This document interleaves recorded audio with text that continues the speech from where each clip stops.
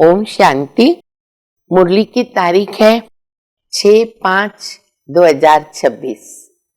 आज हमारी परम श्रद्धेय आदरणीय ईशु दादी जी की पुण्यतिथि का दिवस है। आप सब जानते हैं कि ईशु दादी विशेष जिनको कहते चित्रगुप्त, क्योंकि बाप दादा के अंग संग रहते थे। बाबा जब लेटर लिखते रहे सभी बच्चों को, तो आप सभी ने, कईयों ने पत्र देखा होगा, बाबा के हस्तों से लिखा हुआ, कोई ने नहीं भी देखा होगा।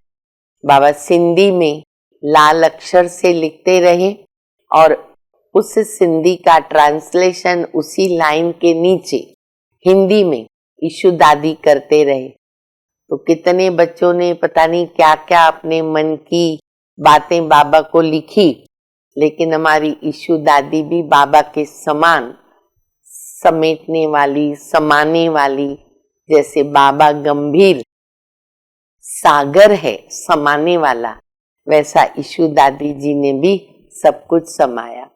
उनको फिर याद भी नहीं रहता कि बाबा ने क्या लिखाया।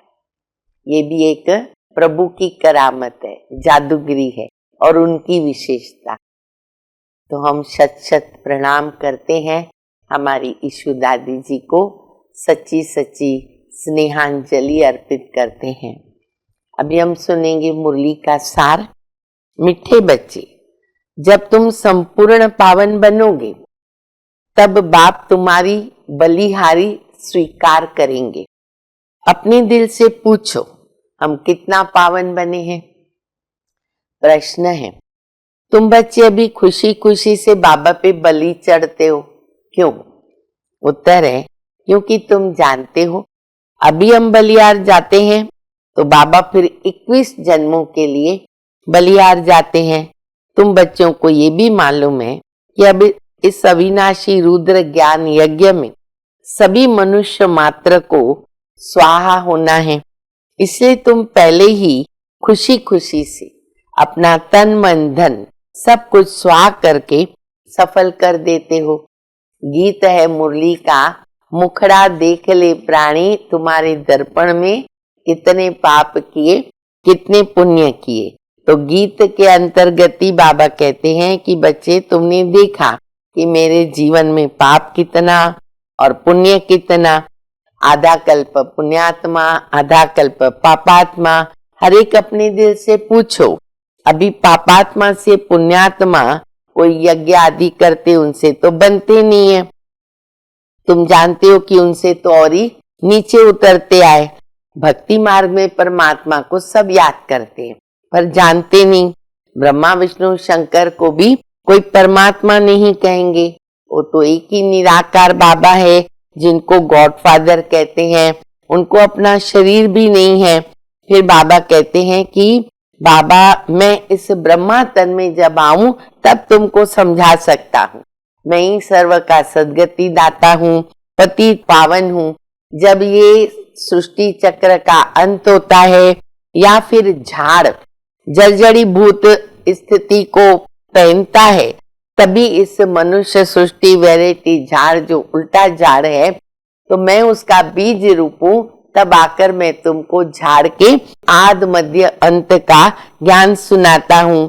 फिर बाबा कह रहे, बच्चे ये जो खेल है ना, मांडवा है, सूर्य चांद सितारे, वो सब यहाँ है।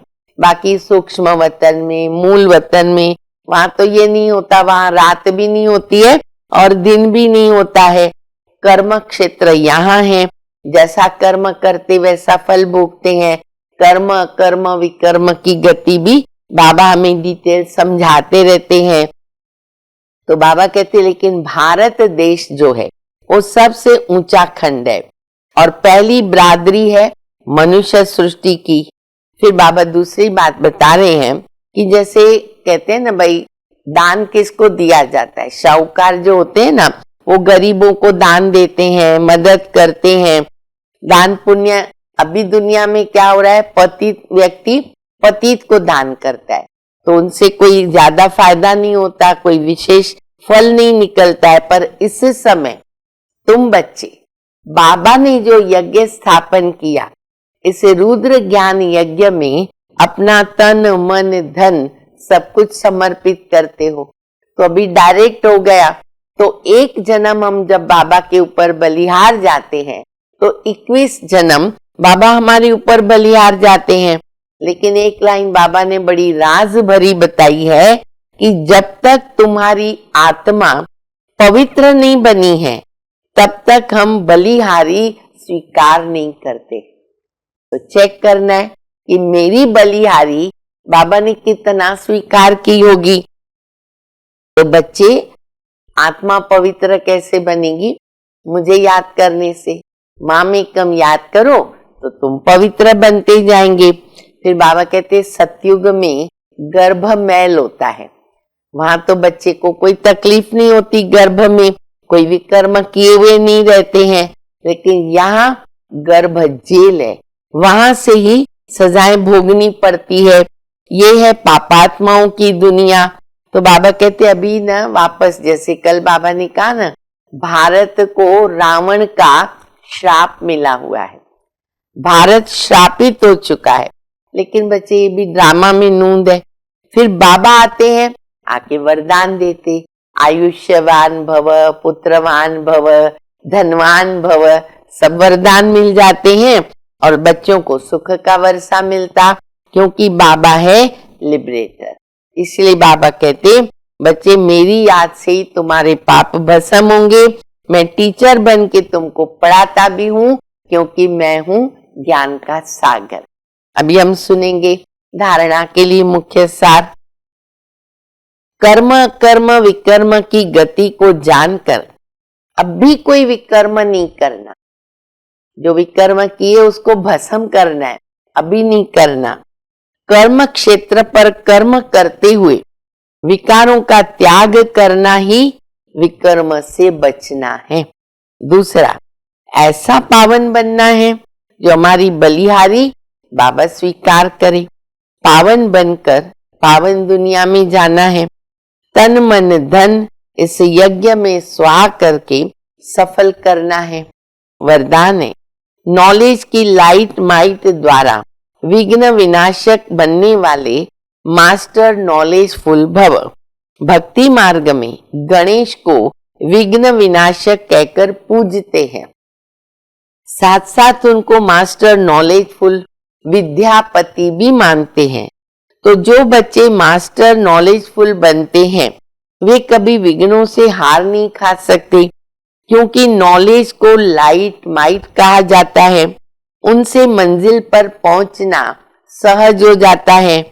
ऐसे जो विघ्न विनाशक हैं, बाप के साथ सदा कंबाइंड रहते हुए नॉलेज का सिमरन करते रहते हैं, वे कभी विघ्न हार नहीं बन सकते। स्लोगन है, अंदर बाहर जो भी बुराइयां हैं उन्हें संपूर्ण विल कर दो तो विल पावर आ जाएगी। अव्यक्त इशारा, सदा अचल अडोल एक रस स्थिति का अनुभव करो। अभी अनुभवी बन, औरों को भी अचल अडोल बनाने का, अनुभव कराने का समय है। अभी खेल करने का समय समाप्त हुआ। अब सदा समर्थ बनकर निर्बल आत्माओं को समर्थ बनाते चलो। आप लोगों में निर्बलता के संस्कार अगर होंगे तो दूसरों को भी निर्बल कर देंगे। बाबा की हर पॉइंट का अनुभवी बनने के लिए एकांत प्रिय बनो। मनन चिंतन से फर्क पड़ता है, अनुभवी बनते हैं। और एकाग्रता का अभ्यास बढ़ाओ। अच्छा, मीठे मीठे सिक्की लदे बच्चों प्रति माता पिता बाप दादा का याद प्यार। Good morning. रूहानी बाप की रूहानी बच्चों को नमस्ते। हम सभी रूहानी बच्चों की रूहानी माता पिता बाप दादा को याद प्यार। गुड मॉर्निंग, नमस्ते नमस्ते, शुक्रिया बाबा शुक्रिया। ओम शांति।